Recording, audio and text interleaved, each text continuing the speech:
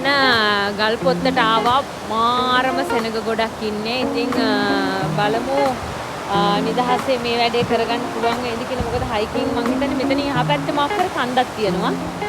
එතනින් කට්ටියක් ආව කැම්පින් ගිහිල්ලා අපි බලමු කොහොමද කියලා. ඉතින් ඇඳුම් මාරු කරගන්න තැනක් ඕනේ. තව වැඩ ගොඩක් තියෙනවා. අතන ගල් පොත්ත හරිය පොඩ්ඩක් අපි බලමු. ප්ලෑන් කරන් අප එක අද ඉවර කළාම යමු ගල් පොත්ත පීනලා පස්ස පැත්තේ ඉරාගෙන.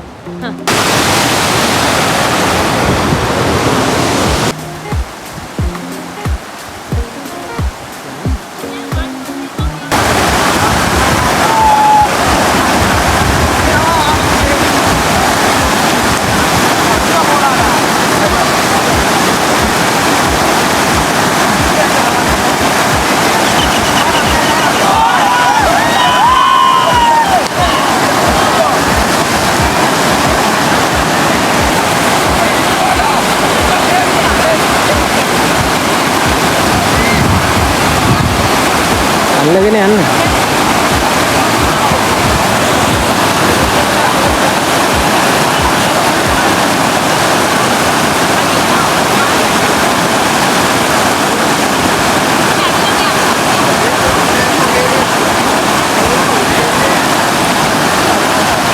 ඔන්න නාලා කරලා ඉවරයි.